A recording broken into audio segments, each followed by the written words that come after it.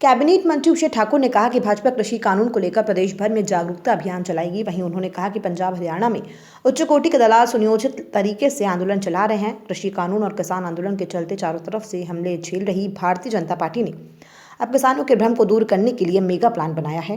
Cabinet मंत्री उषा ठाकुर के मुताबिक मध्य प्रदेश में भारतीय जनता पार्टी प्रदेश के संभागों में कुल किसान सम्मेलन करने जा रही है। इन सभी सम्मेलनों में भारतीय जनता पार्टी के बड़े नेता कृषि कानून के फायदे किसानों को बताएंगे। इतना ही नहीं, उषा ठाकुर ने किसान आंदोलन को लेकर कहा कि पंजाब और हरियाणा में उच्च कोटि के दलाल सुनियोजित तरीके से आंदोलन को चला रहे हैं, लेकिन झूठ का षड्यंत्र ज्यादा दिन तक नहीं चलेगा। साथ ही साथ उषा ठाकुर ने कहा कि वामपंथी सोच और टुकड़े टुकड़े गैंग किसान आंदोलन में समाहित हो गए हैं और किसानों की परिस्थिति का फायदा उठाने की कोशिश की जा रही है।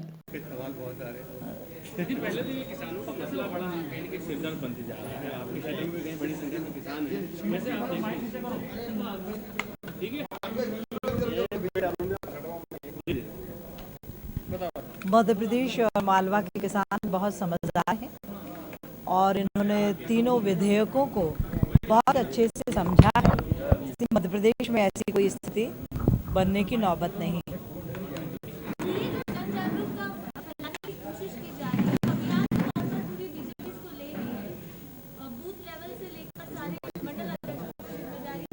हाँ,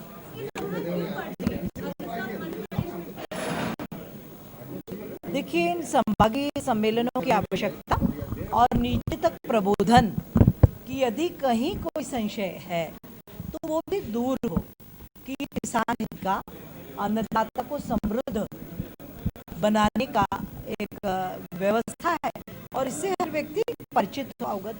वो प्रबोधन तो संगठन की जिम्मेदारी है। जो बात जिस प्रकार से आई है समाज में वैसे ही नीचे तक उतरेगी, हम सबकी जिम्मेदारी है।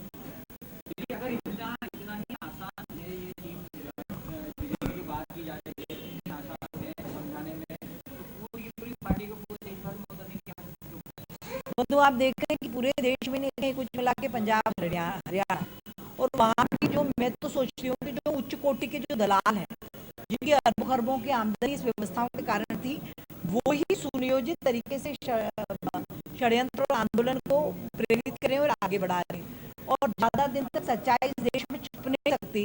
हमने विकटतम आंदोलनों को भी ठंडा होते हुए देखा है और ये झूठ का षड्यंत्र भी ज्यादा दिन नहीं चला पाएंगे। जिस किस्म के वीडियोज आ रहे हैं सामने, जो कि दावा किया जा रहा है कि खालिस्तान समर्थक हैं और देश की विरोधी ताकतें हैं, ऐसा भी आरोप लगाया जा रहा है। क्या लगता है कि गलत हाथ में चला गया? वो तो है। देखिए, ये जो कुत्सित मानसिकता के जो वामपंथी हैं, ये जो टुकड़े टुकड़े जो गैंग है, ये हर जगह जाकर उन परिस्थितियों का फायदा उठाने की कोशिश करती है और निश्चित रूप से देखने में आ रहा है कि वो वहां भी घुस गई है, उनके बीच में समाहित हो गई है। नहीं तो क्यों जोगेंद्र सिंह जी ऐसी इस प्रकार की मांग कर रहे भाई? जिनको शाहीन बाग में जो अंदर हुए उनको छुड़ाने की मांग का इस आंदोलन से क्या संबंध है? ये तो देश के हर नागरिक को चिंता करनी चाहिए। तो नाम बदलने की शुरू हुई है, खजाना एरिया उसका नाम, भोपाल का जो ईदगाह हिल्स है उसकी बात हो और बहुत सारी बात हो। आप संस्कृति मंत्री हैं, आप एक पुनर्जागरण के रूप में देखती है इस मांग को या फिर कुछ राजनीति भी नहीं हो रहा? ये जागरण है और यदि तथ्य, प्रमाण और संविधान के आधार पर कोई परिवर्तन होते हैं तो निश्चित रूप से वो होनी ही चाहिए। आजाद भारत की स्थितियां आजाद भारत जैसी दिखाई देनी ही चाहिए।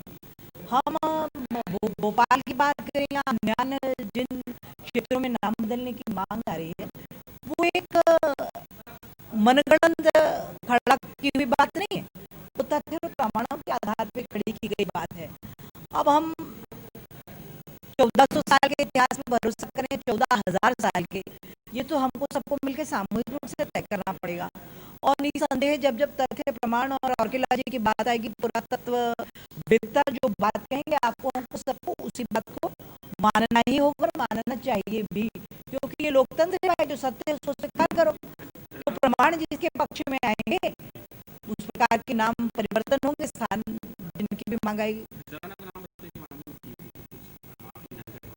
देखिए, मैं ये कहूँ कि यदि वहाँ कोई पुरातात्विक प्रमाण मिलेंगे तो उनको बदला जाए।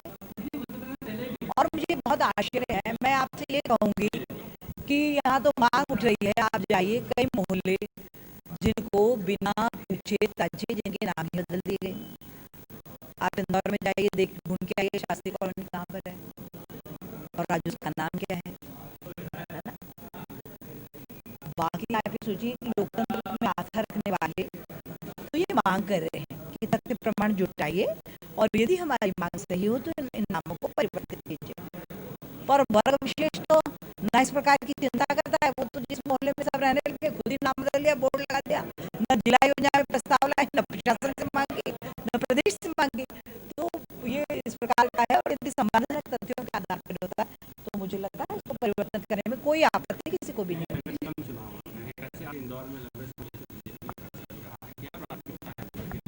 भाई कब्जा शब्द मत उपयोग कीजिए। भारतीय जनता पार्टी सेवा करती है और इंदौर जिले के लोग भरपूर आशीर्वाद देते हैं भारतीय जनता पार्टी को और इस बार पुनः देंगे, क्योंकि नंबर 1 4 बार 5वीं बार भी तो क्यों नहीं मिलेगा आशीर्वाद। भारतीय जनता पार्टी के अलावा तो है कौन जो अच्छी व्यवस्था को दे पाए।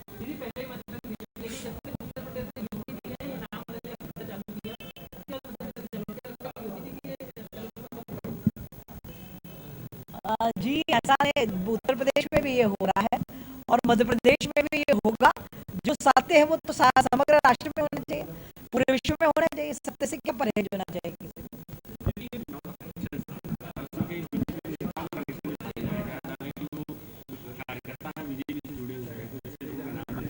तथ्य प्रमाण लिया भैया, भारतीय जनता पार्टी तो किसी को छूटती नहीं है, अपने हो या पराये हो, दंड सबके लिए एक जैसा। टाइम न्यूज देखिए अब आपके मोबाइल और स्मार्ट टीवी पर लाइव प्ले स्टोर से डाउनलोड करें टाइम स्मार्ट।